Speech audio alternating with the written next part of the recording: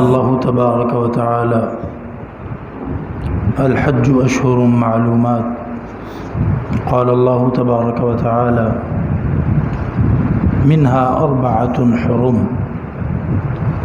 وقال رسول اللہ صلی اللہ علیہ وسلم شہر اللہ المحرم صدق اللہ مولانا العظیم صدق رسولہ النبی الکریم۔ اسلامی سال جو ہے وہ محرم کے مہینے سے شروع ہوتا ہے۔ آج محرم کی 5 تاریخ ہو گئی ہے، اسلامی سال بدل گیا ہے۔ اللہ رب العزت ہمارے پچھلے سال کے اور پچھلی ساری زندگی کے گناہوں کو، غفلتوں کو، نافرمانیوں کو اپنے فضل و کرم سے معاف فرما دے اور ہمیں ان گناہوں پر، نافرمانیوں پہ، ان بے پرواہیوں پر شرمندہ ہونے کی توفیق عطا فرما۔ اور اگلے سال کو ہمارے ذمے ہے کہ ہم اس بات کا عزم کریں کہ ایک بھی نافرمانی اللہ کی ہم نہیں کریں گے۔ نبی کریم صلی اللہ علیہ وآلہ وسلم کا محرم کے مہینے کے بارے میں کیا انداز تھا، کیا تعلیمات تھیں، میں اور آپ محرم کے مہینے میں کیا کریں، نبی پاک علیہ الصلوۃ والسلام کی سیرت مطہرہ کی روشنی میں اس پر تھوڑی سی بات کر لیتے ہیں۔ قرآن کریم میں اللہ رب العزت نے فرمایا ہے، اعوذ باللہ من الشیطان الرجیم، ان عدۃ الشہور عند اللہ 12 شہرا فی کتاب اللہ یوم خلق السماوات والارض منها 4 حرم، کہ اللہ رب العزت نے جب سے زمین آسمان بنائے، اللہ نے مہینوں کی گنتی 12 رکھی اور ان میں سے 4 مہینے احترام والے اور زیادہ یوں سمجھیں کہ عزت اور فضیلت والے بنائے۔ اللہ جل شانہ جس جگہ کو چاہے دوسری جگہوں سے زیادہ عزت دے دے، جیسے کہ اس نے خانہ کعبہ کو عزت دی، جیسا کہ اس نے مسجدوں کو عزت دی۔ اللہ تعالیٰ جس انسان کو چاہے دوسرے انسانوں پر زیادہ عزت دے دے، جیسے اللہ تعالیٰ نے نبیوں کو تمام انسانیت پر عزت دی، صحابہ کرام کو تمام امتیوں پر عزت دی، اور اللہ تعالیٰ جس وقت کو چاہے دوسرے اوقات کے مقابلے میں فضیلت والا اور اعزاز والا بنا دے۔ 4 مہینے فرمایا کہ احترام والے اور عزت والے، ان میں ایک مہینہ محرم کا بھی ہے۔ تو محرم کا مہینہ اللہ کے ہاں خصوصی احترام والا ہے۔ اس کا مطلب یہ ہے کہ بندے کو اس مہینے میں گناہوں سے زیادہ بچنے کی کوشش کرنی ہے، اور بندے کو چاہیے کہ اس مہینے میں زیادہ اللہ کو راضی کرنے کے لیے مالی، جسمانی عبادتیں انجام دے۔ نبی کریم صلی اللہ علیہ وآلہ وسلم کی زندگی، آپ کی سیرت مطہرہ اسی تعلیم سے آراستہ اور سجی ہوئی نظر آتی ہے۔ نبی کریم صلی اللہ علیہ وسلم کے بارے میں آتا ہے کہ آپ علیہ الصلوۃ والسلام اگر کسی ایک دن روزے کا بہت زیادہ اہتمام کرتے، کسی ایک دن کو روزے کے لیے سلیکٹ کرتے اور منتخب فرماتے، تو وہ 10 محرم کا دن ہوتا تھا کہ آپ علیہ السلام اس دن کو خاص نشانہ باندھ کر، گویا تاک کر، اس دن کا انتظار کر کے پہلے سے پلاننگ رکھی ہوتی تھی کہ روزہ رکھنا ہے، اور نبی پاک علیہ السلام 10 محرم کا روزہ رکھا کرتے تھے۔ محرم کے مہینے میں روزے رکھنا یہ ایک خاص حصہ ہے نبی پاک علیہ السلام کی سیرت مطہرہ کا۔ ایک تو میں نے آپ کے سامنے یہ روایت بیان کی کہ آپ علیہ السلام 10 محرم کا روزہ بڑا اہتمام سے رکھا کر۔ دوسرا یہ کہ نبی پاک علیہ السلام نے فرمایا کہ رمضان کے مہینے کے بعد اگر سب سے افضل روزے رکھنے کے اعتبار سے کوئی مہینہ ہے تو وہ اللہ کا مہینہ ہے، اللہ کا مہینہ، اور پھر اس کا نام بتا دیا شہر اللہ المحرم، اللہ کا مہینہ یعنی محرم۔ تو یہ محرم کا مہینہ یہ اللہ کا مہینہ ہے۔ کسی چیز کو عزت دینی ہوتی ہے تو اس کی نسبت بڑے عہدے کی طرف، بڑی شخصیت کی طرف کر دی جاتی ہے۔ آپ کہیں کہ جی قصائی کا نوکر آیا، کوئی عزت نہیں کرے گا۔ آپ کہیں جی مکینک کا نوکر آ گیا، کوئی عزت نہیں کرے گا۔ آپ کہیں کہ جناب دکاندار کا نوکر آ گیا، اس نوکر کی کوئی عزت نہیں کرے گا۔ لیکن اگر آپ کہیں جی وزیر اعظم کا نوکر آیا ہے، سارے لوگ کھڑے ہو جائیں گے؟ نہیں، وے بھائی بڑے آدمی کا نوکر ہے، کل کو ہمارے کام بھی آ سکتا ہے، وزیر اعظم تک ہماری بات پہنچا سکتا ہے۔ صدر کا نوکر آ گیا، بادشاہ کا نوکر آ گیا، تو اس کی بڑی عزت ہو جاتی ہے۔ جب نسبت کسی بڑے کے ساتھ جڑ جاتی ہے تو وہ چیز خود بھی عزت والی بن جاتی ہے۔ تو گویا شہر اللہ المحرم یہ مہینہ اللہ کا ہے، باقی 11 مہینے وہ ایک طرف، اور محرم کے مہینے کی شان نبی پاک علیہ السلام نے یہ فرما کر کہ یہ اللہ کا مہینہ ہے، اس مہینے کی شان بہت زیادہ بڑھا دی، بہت زیادہ بڑھا دی۔ تو اس لیے فرمایا کہ روزے رکھنے کے اعتبار سے سب سے بہترین جو مہینہ ہے وہ اللہ کا مہینہ یعنی محرم۔ اور اب تو اللہ کا فضل ہے کہ 1-2 دن سے گرمی بھی کم ہو گئی ہے، تو روزے رکھیں بھائی اہتمام کے ساتھ۔ خاص طور پہ آگے میں ایک اور حدیث عرض کروں گا،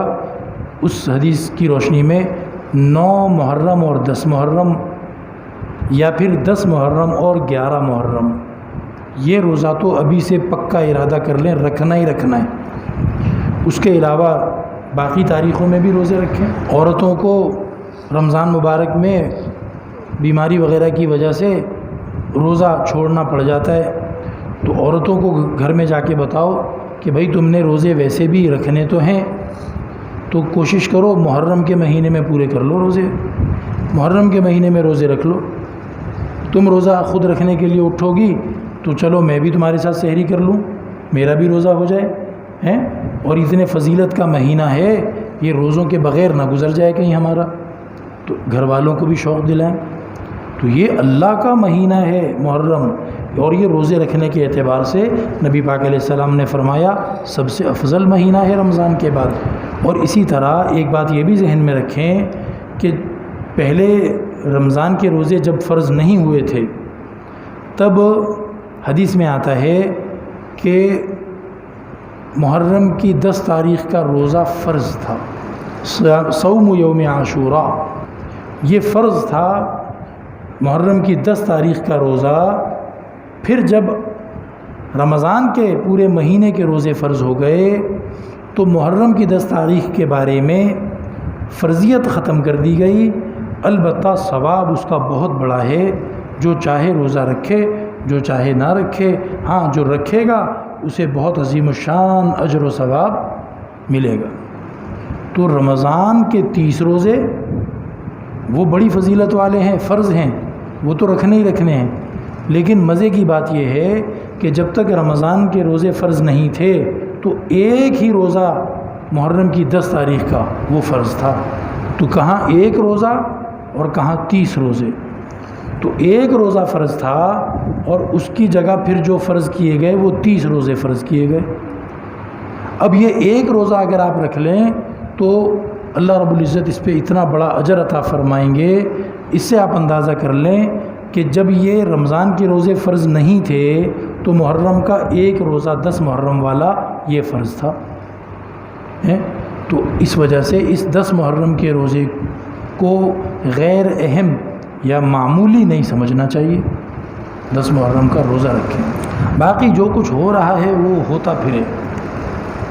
پیاسوں کو پانی پلانا بہت بڑا ثواب ہے، لیکن بھائی 10 محرم کو، 9 محرم کو، 11 محرم کو خود نبی پاک علیہ السلام نے کیا کیا؟ خود نبی پاک علیہ السلام کے نواسوں نے، حضرت حسن اور حضرت حسین، اللہ رب العزت کی انگنت اور بے شمار رحمتیں ان پہ ہوں، انہوں نے کیا کیا؟ ان کا طریقہ یہ تھا کہ وہ روزہ رکھتے تھے۔ آج روزے کا پتہ ہی نہیں ہے کسی کو، وہ کہتے ہیں جی شربت میں تخم لنگا ڈالنا ہے، لیمو نچوڑنا ہے، خود بھی پینا ہے، اوروں کو بھی پلانا ہے، اور جو اللہ کے رسول کی اور اہل بیت کی جو تعلیم ہے وہ تو روزہ رکھنے کی ہے، یہ نہ خود روزہ رکھتا ہے نہ دوسروں کو رکھواتا ہے۔ بلکہ خود بھی پیتا ہے، دوسروں کو بھی پلاتا ہے، خود بھی کھاتا ہے، دوسروں کو بھی کھلاتا ہے۔ روزہ کدھر گیا بھائی؟ تو 10 محرم تو روزے کا دن ہے، اور تو جتنے کام بھی کرتے رہو، جو اللہ کے نبی نے کیا اس کا اجر ثواب، دوسرے کام اس سے آگے نکل ہی نہیں سکتے، بھلے گلا کٹوا لو، ثواب سب سے بڑا اسی کام میں ہوگا جو میرے رسول نے کیا ہے، جو حبیب کبریا نے کیا ہے، جو ان کی تقلید میں، ان کی پیروی میں، ان کی تابع داری میں آل اور اولاد نے اور اہل بیت نے کیا ہے، ثواب تو اس پہ ملے گا نا، میرے تیرے کرنے کے کاموں سے ثواب تھوڑی ملے گا۔ تو اس لیے روزے کا اہتمام کریں، خود بھی اور گھر والوں کو بھی روزے کا اہتمام کریں۔ تو نبی کریم علیہ الصلاۃ والسلام اس مہینے کو روزے کا مہینہ فرمایا کرتے تھے۔ اور جب نبی پاک علیہ الصلاۃ والسلام مدینے میں آئے تو دیکھا کہ یہود، ان پہ اللہ کی لعنت، وہ محرم کی 10 تاریخ کو بڑا پابندی سے روزے کا اہتمام کرتے تھے، روزہ رکھتے تھے۔ نبی پاک علیہ السلام نے فرمایا بھائی تم کیوں روزہ رکھتے ہو اس تاریخ کو؟ تو انہوں نے کہا کہ اللہ تعالیٰ نے حضرت موسیٰ علیہ السلام کو فرعون سے اور اس کے لشکر سے جس دن نجات دی وہ 10 محرم کا دن تھا، تو ہم نبی موسیٰ علیہ السلام کے آزاد ہونے کی خوشی میں اس دن روزہ رکھتے ہیں۔ تو نبی پاک علیہ السلام نے فرمایا کہ نبی موسیٰ علیہ السلام کے ساتھ ہمارا رشتہ تم سے زیادہ ہے، یعنی اللہ کا فضل ہے کہ ہم اس تاریخ کو پہلے سے ہی روزہ رکھ رہے ہیں، اور نبی موسیٰ علیہ السلام کے ساتھ ہمارا رشتہ تم سے زیادہ ہے۔ تو چلو یہ بھی فائدہ ہمارے اس روزے کے اندر آ گیا کہ حضرت موسیٰ علیہ السلام کی آزادی کی خوشی میں شکرانے کا ہم بھی روزہ رکھ رہے ہیں، ہمارا رشتہ تو تم سے زیادہ موسیٰ علیہ السلام کے ساتھ ہے۔ تو اس وجہ سے بھی روزہ رکھا جاتا ہے کہ 10 محرم کا جو دن ہے یہ کئی نبیوں کے سیرت میں، ان کی مبارک زندگی میں اہمیت کا حامل ہے، اہمیت کا حامل۔ مثلا بعض روایتوں کے مطابق حضرت آدم علیہ السلام کی توبہ جو قبول ہوئی وہ 10 محرم کو قبول ہوئی۔ اسی طریقے پہ حضرت ایوب علیہ السلام کو بیماریوں سے جو شفا ملی وہ 10 محرم کو ملی۔ تو اس طرح کی بھی بعض روایتیں آتی ہیں کہ کئی نبیوں کی زندگی میں بڑا اہم دن تھا یہ 10 محرم کا دن،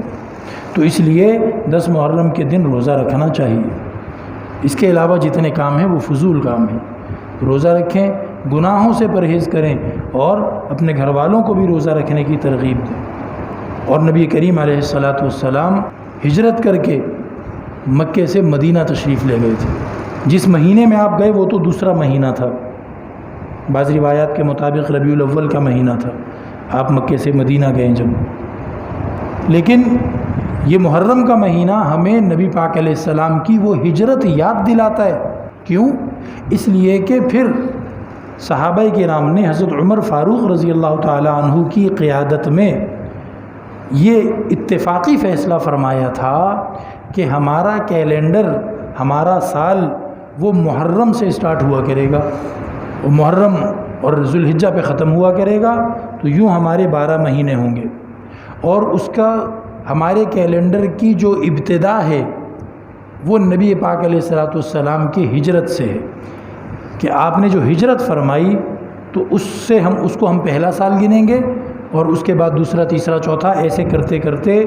ابھی جو ہے 1445 سال گزر چکے ہیں۔ آج سے 1445 سال اور 4 دن پہلے گویا نبی پاک علیہ السلام نے مکے سے ہجرت کر لی تھی، مکہ چھوڑ دیا تھا، اپنا وطن چھوڑ دیا تھا، اور دوسرے شہر میں جا کر رہنے لگ گئے تھے۔ اب یہ محرم کا مہینہ یہ ہمیں اسلامی کیلنڈر کا پہلا مہینہ ہونے کی وجہ سے اور نیا سال شروع ہونے کی وجہ سے ہمیں یہ بات بھی یاد دلاتا ہے کہ نبی کریم صلی اللہ علیہ وسلم نے اللہ کی خاطر، اللہ کے دین پر عمل کرنے کی خاطر، اللہ کے دین کو غالب کرنے کی خاطر اپنی دھرتی، اپنا وطن چھوڑ دیا تھا۔ اللہ معاف کرے، پاکستانی سے پوچھو کہ تمہیں گرین کارڈ مل رہا ہے امریکہ کا یا کسی دوسرے ملک کا ویزا مل رہا ہے تو وہ کہے گا ہاں بالکل میں پاکستان چھوڑنے کو تیار ہوں، اس لیے کہ ادھر تو بغیر چھری کے ذبح ہونا پڑتا ہے نا، بغیر چھری کے ذبح ہونا پڑتا ہے، ادھر تو مہنگائی اتنی ہے اور پریشانی اتنی ہے، اور یہاں اللہ تعالیٰ اچھے حالات لے آئے اپنے فضل سے، اور ہمارے گناہوں کی نحوست سے ہماری قوم کو اللہ تعالیٰ نجات عطا فرمائے۔ لیکن نبی پاک علیہ السلام نے جس جگہ کو چھوڑا، مکہ کو، وہاں تو ایسا کچھ نہیں تھا، کوئی مہنگائی نہیں تھی، کوئی پریشانی نہیں تھی، اور سب سے بڑھ کر وہاں کعبہ تھا، اللہ کا گھر، جس سے نبی پاک علیہ السلام کو بے انتہا محبت تھی۔ آپ علیہ السلام جب مکہ چھوڑ کے جا رہے ہیں تو روایات میں آتا ہے کہ آپ نے مڑ کے کھڑے ہو کے کعبہ کی طرف دیکھا، اور آپ بہت اداس ہوئے اور بڑے غمگین ہوئے، اور آپ نے اللہ کی قسم کھا کے فرمایا کہ اے اللہ کے گھر، اے کعبہ، تو جانتا ہے میں تجھ سے کتنا پیار کرتا ہوں اور میں کبھی بھی تجھ سے جدا نہیں ہونا چاہتا، لیکن میرے قوم کے کافروں نے اور ان کے ظلم اور جبر اور تشدد نے مجھے مجبور کیا ہے کہ میں تجھ سے جدا ہو جاؤں اور میں چلا جاؤں۔ تو نبی پاک علیہ السلام کو مکے میں کوئی بھی مسئلہ نہیں تھا، وہاں تو نبی پاک علیہ السلام کو یہ پیشکش کر دی گئی تھی کہ بھائی آپ بتائیے، آپ کو سرداری چاہیے، ہم آپ کو تاج پہنا دیتے ہیں، پورے قریش کے، پورے مکے کے آپ سردار ہوں گے، بس آپ یہ لا الہ الا اللہ کہنا چھوڑ دیں۔ آپ کو کس گھر سے رشتہ چاہیے، آپ بس اشارہ کریں، ہم رشتہ آپ کو دیں گے، بس آپ لا الہ الا اللہ کہنا چھوڑ دیں۔ اور آپ کو کتنی دولت چاہیے بتائیں تو صحیح، ہم پوری قوم کے تاجروں سے اور پوری قوم کے مالدار لوگوں سے سارا مال و دولت اکٹھا کر کے آپ کے پیروں میں ڈال دیں گے۔ اور یہ پیشکش کرنے جو بندہ آیا تھا، اس کو کسی ایرے غیرے نے، کسی فٹ پاتیے نے، کسی موچی نے نہیں بھیجا تھا، اس کو انہی قریش کے سب سے بڑے بڑے سرداروں، مالداروں اور تاجروں کی اسمبلی نے بھیجا تھا، سمجھو۔ انہوں نے کہا تھا ہماری طرف سے جا کے پیشکش کر دو، ہم سارا مال اس کو دے دیں گے، بس یہ لا الہ الا اللہ کہنا چھوڑ دے۔ تو نبی پاک علیہ السلام نے مکہ جو چھوڑا ہے وہ لا الہ الا اللہ کی خاطر چھوڑا ہے، اور کوئی مسئلہ نہیں تھا وہاں پہ۔ تو یہ جب محرم کا مہینہ آتا ہے نا، یہ مجھے اور آپ کو یاد دلاتا ہے کہ یہ جو ہم نے کلمہ پڑھا ہے، اس کلمے کی خاطر ہمیں بہت کچھ چھوڑنا چاہیے۔ ابھی تو اللہ کا شکر ہے کہ ہم سے وطن چھوڑنے کی کوئی ڈیمانڈ نہیں ہے، ایسا نہیں ہے کہ کوئی ہم سے کہتا ہو کہ اگر نماز پڑھنی ہے، اگر دین کو اپنی زندگیوں پہ غالب کرنا ہے، اپنے اوپر نافذ کرنا ہے، تو یہاں سے نکل کے چلے جاؤ۔ صرف ہم سے کیا چھوڑنے کو کہا جا رہا ہے؟ اپنی خواہشات کی پیروی کرنا چھوڑ دو، جن گناہوں میں چسکا لگا ہوا ہے، جن گناہوں میں مزہ آتا ہے تمہیں، ان گناہوں کو چھوڑ دو۔ جو اللہ کی نافرمانی کرتے ہو اس کو چھوڑ دو، جو اللہ کا حکم پورا کرنے میں سستی دکھاتے ہو اس سے نکل آؤ، اس کو چھوڑ دو، یہ کہا جا رہا ہے بس ہم سے۔ تو محرم کا مہینہ جب بھی آئے گا، یہ مجھے اور آپ کو یاد دلائے گا کہ اللہ کی رضا کی خاطر بہت کچھ چھوڑنا پڑتا ہے۔ اب میں اور آپ اپنے اپنے گریبان میں جھانک کے سوچ لیں، دیکھ لیں، ہم نے محرم آ گیا ہے، ہم نے پچھلے سال کتنے گناہ چھوڑے، اس سال کتنے گناہ چھوڑنے کو ہم تیار ہیں، پچھلے سال اللہ کے حکم پورے کرنے میں سستی کتنی ہم نے چھوڑی، اور اس سال ہم کس کس چیز میں سستی چھوڑ دینے کو تیار ہیں۔ کیا جب اذان ہوگی تو ہم نماز کو دوڑیں گے؟ کیا جب صدقہ دینا ہوگا تو ہم صدقہ ادا کرنے کا شوق دکھائیں گے؟ اگر ہم اس میں سستی کرتے ہیں، چھپتے ہیں، تو اس کا مطلب ہے ابھی ہم نے سستی نہیں چھوڑی۔ تو محرم کے مہینے کا یہی پیغام ہے کہ جو نبی پاک علیہ السلام نے کیا، کرنا سکھایا، وہ کرنا ہے، باقی سب فضول کام ہیں، ان سے دور رہنا ہے۔ اور اس مہینے کا پیغام یہ ہے کہ نبی پاک علیہ السلام نے اپنا وطن بھی چھوڑ دیا تھا، اپنا خاندان، قبیلہ چھوڑ دیا تھا، ہیں جی، سب اپنے کزن، چاچے، مامے، تائے، سب وہ بڑے بڑے سردار وہ تھے وہاں کے، ان کو چھوڑ دیا تھا، اور بے سر و سامانی میں بس ایک اونٹ اور کچھ کھجوریں اور ایک دوست ابو بکر صدیق رضی اللہ تعالیٰ عنہ، بس، اور جان ہتھیلی پہ رکھ کے نکل گئے تھے۔ آج اللہ تعالیٰ نے ہمیں کسی نعمت سے محروم نہیں کیا، ہم سے کچھ بھی چھوڑنے کو نہیں کہا جا رہا، صرف گناہ چھوڑ دو، اللہ کے حکم پورے کرنے میں جو سستی دکھاتے ہو اس سستی کو چھوڑ دو۔ اللہ تعالیٰ مجھے اور آپ کو توفیق عطا فرمائے۔ وآخر دعوانا ان الحمد للہ رب العالمین۔